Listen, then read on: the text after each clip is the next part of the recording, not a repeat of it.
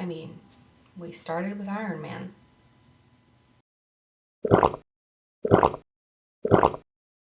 The Incredible Hulk.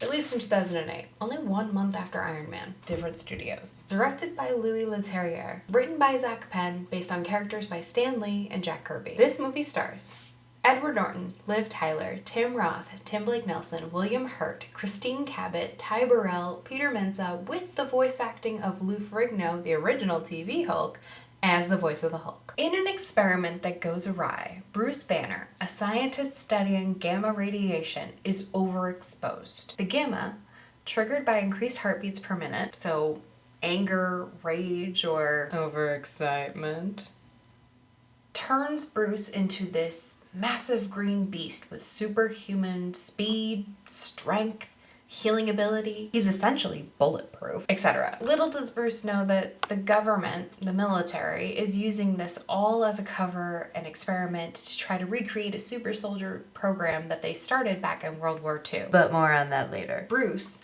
goes into hiding so that he can try to figure this out for himself. He's a scientist and he wants to find a cure for what's happening to him. There is also the very real fear that the military is going to take what happened to Bruce and mass produce the effect, weaponizing it in uncontrollable ways. So even more than Bruce wanting to cure this for himself, he needs to stop that from happening. Banner should have known better. He should have known better about a lot of things. There was military in the room when his transformation initially happened. Never trust the government. Big Brother is always watching.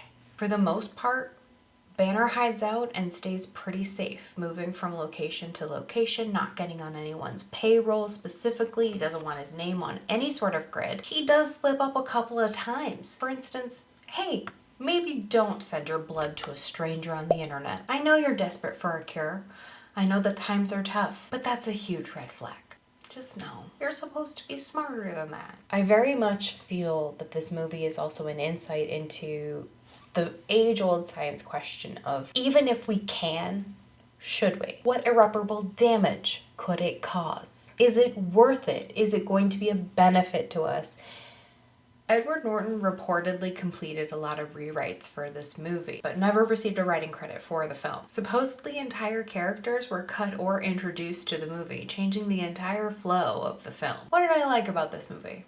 They were creative in how they filmed and or hid the transformation of Bruce into the Hulk. They used dark lighting, smoke, shadow effects, or they would zoom in on one body part just transforming. On the one hand, it protects them from harsh criticism of poor CGI, should that have been the case. In another light, it's the Jaws theory, where something is scarier when you can't fully see it coming. Another thought that I had was that this might have been just a creative use of budget, like they couldn't afford the CGI to do a full transformation, but this movie had $10 million more than Iron Man did, so where'd the money go, Louis?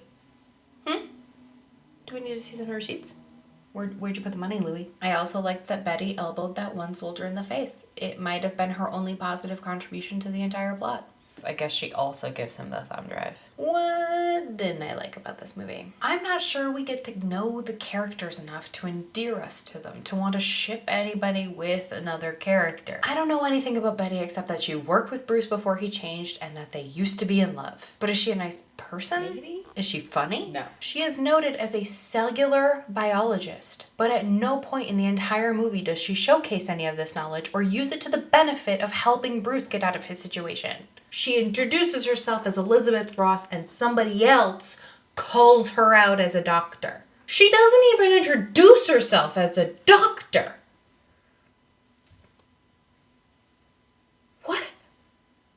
What? You went to school for how many years and you're not going to use that? What about Bruce himself? Do we want him to succeed in changing this back to normal? Do we think that he deserved this in any way? There's very little dialogue in this movie, so you have to gather that they were going for a show don't tell sort of vibe, but it makes it so hard to connect with these characters. It ended up being just a lot of staring at each other. An argument can be made that there was another, lesser Hulk movie that came out shortly before this one, in which case they felt it wasn't needed to explain the story again.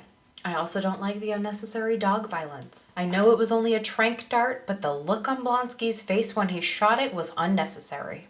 Unacceptable. And now for the Incredible Hulk drinking game. Drink anytime anyone says gamma. Possible gamma sickness. Milwaukee. Drink anytime there's a transformation, such as Banner into the Hulk, Hulk into Banner, Abomination. Ladling into yourself. But clearly it worked. Drink anytime anyone uses a needle. I included trank darts. Drink anytime Mr. Blue shows up, electronically or physically. The mixture could be an abomination. Drink anytime there are subtitles or place cards. Days Without Incident, foreign language subtitles, or new location. I will say from playing this game, a lot of these rules are front-loaded. There are huge gaps in the story, especially the fight scenes, where you don't drink at all. Some of our drinking games come with an optional rule to finish your drink. The optional rule to finish your drink with the Incredible Hulk is the Stan Lee cameo. Unfortunately, it's 13 minutes into the movie. Finish your drink when Stan Lee shows up. Guess it had a little more kick than he was looking for. Wow. The Incredible Hulk is tied for one of the shortest movies in the MCU. They had to rush a lot of things. Most of the Bruce Banner backstory is told in a montage sequence with news article clippings in the opening credits. I just felt like there was more dialogue between the army characters than the main characters. I hope you enjoyed this drinking game. If you do, please give this video a thumbs up.